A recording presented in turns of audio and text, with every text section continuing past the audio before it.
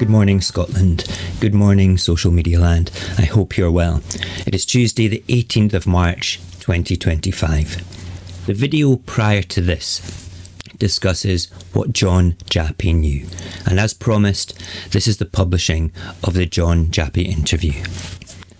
John Jappy was a man who worked at the heart of the British establishment, buried deep in the machinery of government finance.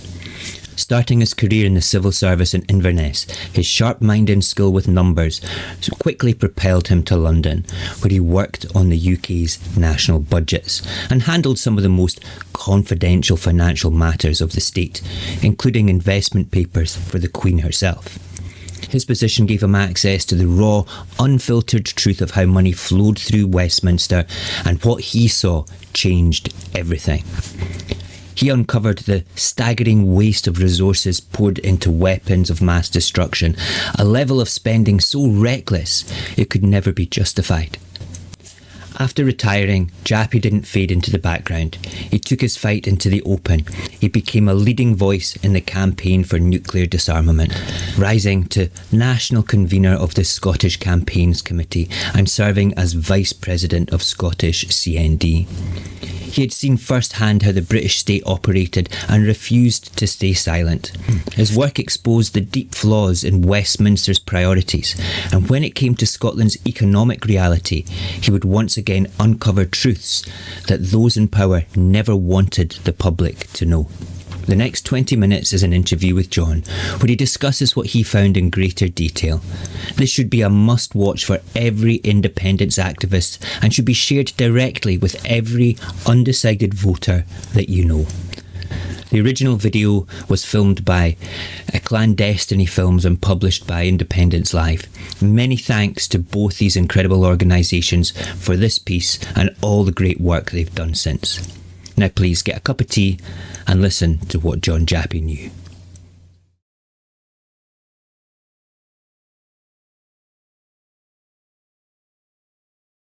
Before he retired, John Jappy worked in the General Accounting Division of the Civil Service and was involved in the preparation of national budgets. He has strong views about Scotland's finances. If I was going to give a title, what I was going to say, it would be Hiding the Truth, because I've been a person that always wants to find the truth in everything, and that's just exactly what I've put my life to do, you know. So in 1968, just by chance, I happened to get in my possession the figures of how Scotland performed in taxation and money and so on. And I couldn't believe this. We always believed, and I believed it as a member of the establishment, that Scotland was a poor relation of the United Kingdom and couldn't survive without subsidies. You had the term subsidy junkie. But when I looked at these figures, just out of more interest, I said, this is untrue. Without Scotland's contribution, the UK would be considerably less well off. And this was 1968, before a drop of oil flowed. That's the important thing. So I said, oh, well, this will come out sooner or later. We'll see how long it'll take to come out, a few years perhaps. But no, it didn't. The Treasury and the establishment made sure that this did not come out until the first little chink in their armour came in 13th of January 1997, which is 29 years later. And it was due to Mr. Alex Salmond MP, who kept these probing questions. And on that particular date, he got a reply from the Chief Secretary of the Treasury, William Waldegrove, a Tory, who pointed out to him that Scotland, since the Tories had come to power in 1979, this was 1997, Scotland had actually paid £27 billion more to the London Exchequer than it got back. And if you work that out statistically, it's 5,400 for every Scot. So there we were. It took all that time. And then a year later came another interesting development. Again, Mr. Salmond did a promoting, and he found from the library, in fact, I've got the reference of it here. Let me have a look at it. It was House of Commons Library, reference 98/8/56 EPRJT. that in the World's Wealth League, an independent Scotland will be 7th place in the World's Wealth League and the UK at 17th place. That was 1998.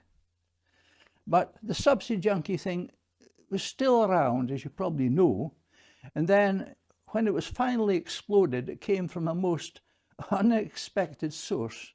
It came nonetheless from a newspaper that by no friends of the SNP or independence, which was the Daily Mail. And on the 12th of October 2007, it published this report of how the monies in the Treasury had to be distributed to various areas according to the heads of population. So I've got this here.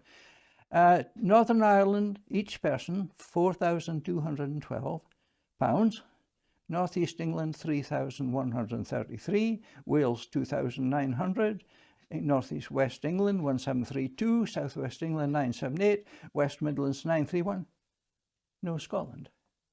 Scotland was more than paying its way. And who told us? In fact, the Daily Mail, and the heading is on that 12th October 2007, who are the real subsidy junkies?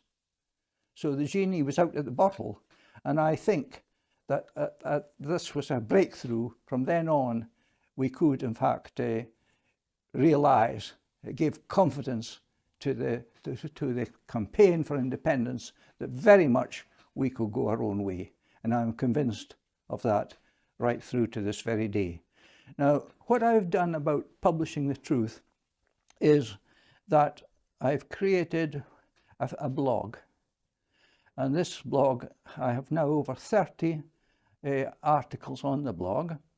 I have over 1,000 now followers and close on 50,000 people visit, because I believe the reason is because I am telling the truth. And you can look this up for yourself. And as I say, I am more than confident that Scotland will become an independent nation when the truth is fully exposed.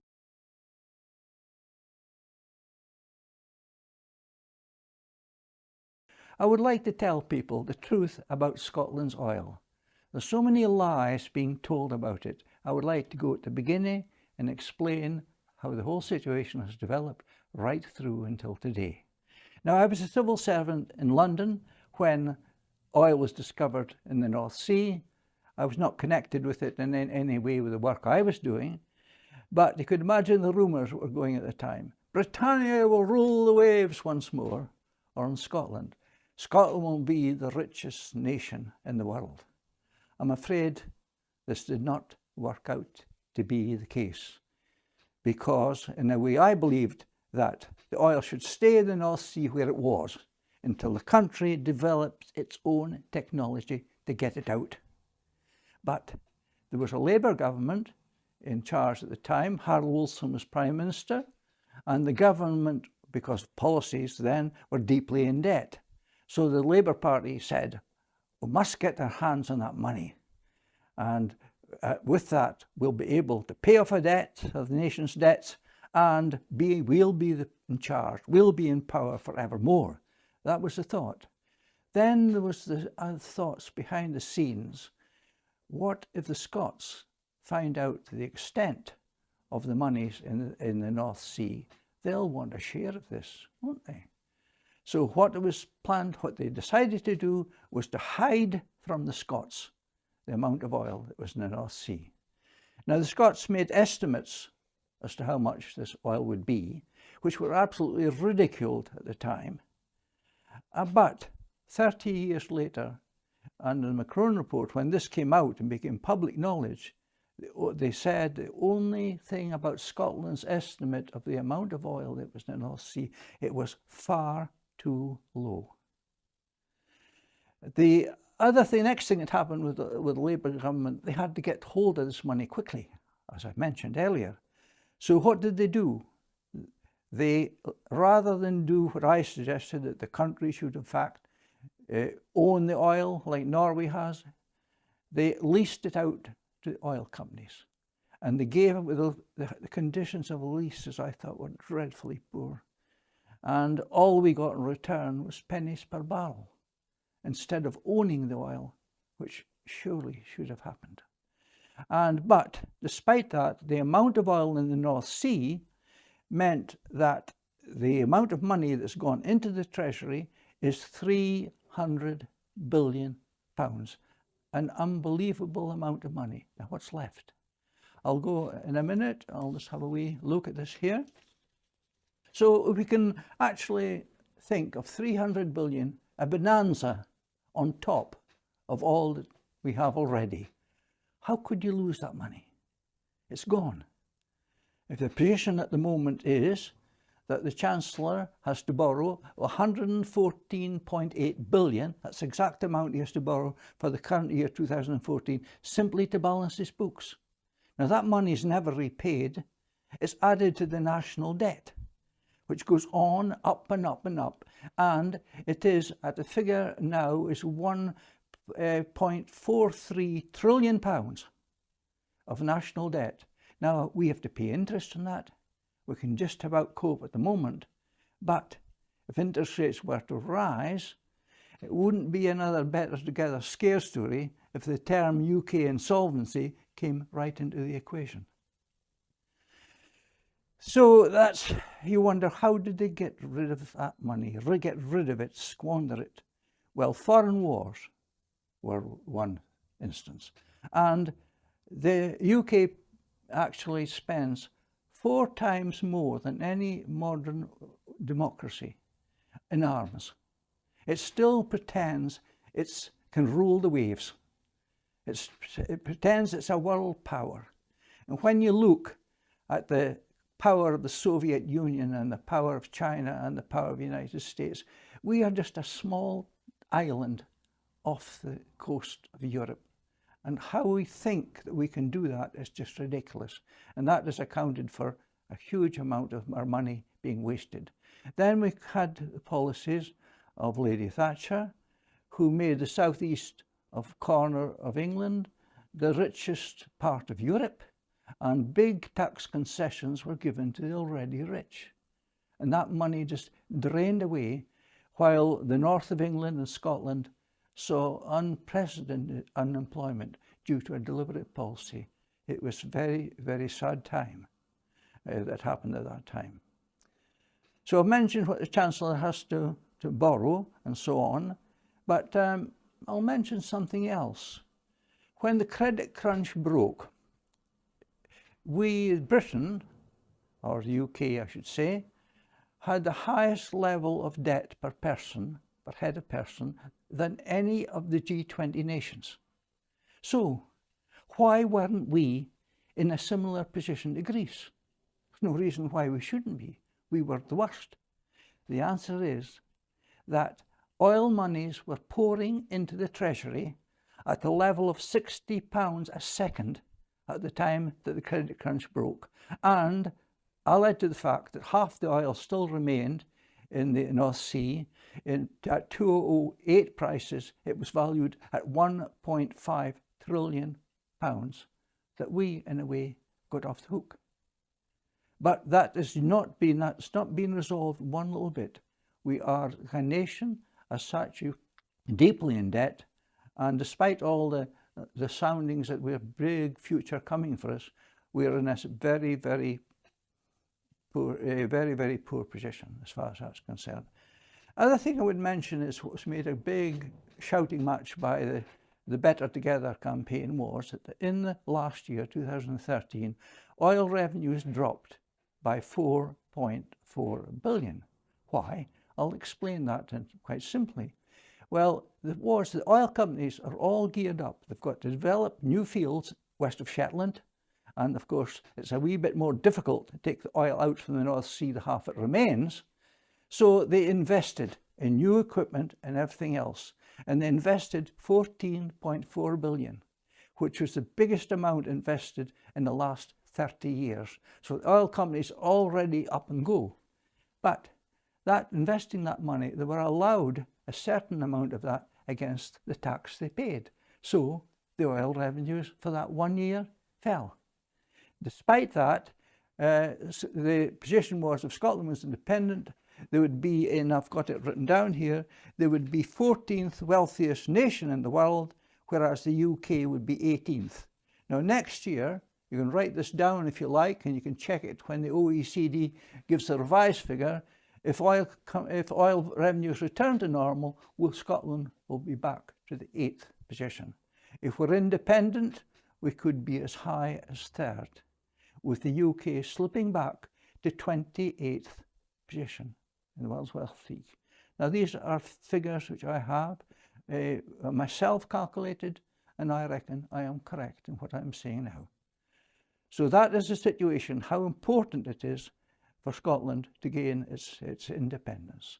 Interesting thing too, for the last 32 years it's officially recorded that taxpayers in Scotland pay more per head than those south of the border. That of course means that we can easily pay pensions and things far more easier than we can, than the rest of the UK can. So in many respects we are in a far better position.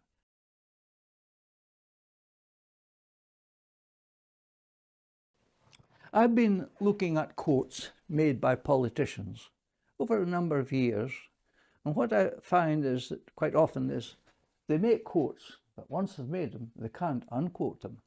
So I've noted this down very carefully, what they've said, and I think it's worthwhile just listening to what they have had to say. First of all, I would just like to say that you see a politician, Danny Alexander, spouting forth figures, but really and truly, he's handed the script and he comes out with these figures. He's just a puppet, and his Tory masters pull the strings. He's had no life experience in producing these figures. He is, as I say, purely a puppet. And this goes for the bulk of the UK politicians that I've come across in my lifetime. So anyway, we'll move on to the various quotes made, recent years' quotes. And we'll go back to 2007. David Cameron wrote in the Daily Telegraph, "There was no point in trying to keep Scotland within the Union through fear of economic consequences." Now, where is the man's integrity? Because that's just what he's allowed to do, being bombarded with scare stories and lies to try to discredit what he in fact said himself in 2007. That sort of thing makes me sick as far as politicians are concerned. Then also in 2007 he came out with another statement which is very much the same. It would be wrong to suggest that Scotland could not be another successful independent nation. 2007. Then in 2008, it was in the House of Commons, this was Alistair Darling. He admitted that Scotland's oil revenues had been underwriting the UK's failure to balance its books for decades. That was the 29th of May 2008, and that was being recorded in Hansard. Now, jump a few years now to 2012. Alistair Darling said, "Now our case is not that Scotland cannot survive as an independent nation." Straightforward there. Then also in 2012, Lord Nigel Lawson, former Tory Chancellor, he entered the fray and said Scotland is perfectly capable of being an independent nation. There are many more independent countries in the world which have a lot less going for them. And that's pretty straightforward. Then in 2013, 10th of January, on Newsnight Scotland, this is worth remembering, this 10th of January 2013, Alistair Darling said, "If you have independence or separation, of course a currency union is logical." A year later, he said, "A currency union is dead in the water." This, of course, is just a scare story. Changed his mind, said the very opposite. Can you trust a man who is leading the Better Together campaign when he says the opposite in 12 months, which is a vital, important issue in the whole debate? Then finally, I think, among all the lies that's coming out in the scare stories, sometimes you get a glimmer of the truth, quite more than a glimmer. And on the 2nd of February 2014, this happened. It came from that pillar of the English establishment, the Financial Times, which says, immediately on becoming independent, all Scots will be 11% better off. This works out at £1,321 for every man, woman and child in Scotland, or £5,812 a year for the classic family 2.4 children. Financial Times, 2nd of February 2014. Now, I think that has exposed just how false politicians can be. And the truth is, as was obvious from these remarks, that Scotland is more than capable of standing in its own 2 feet.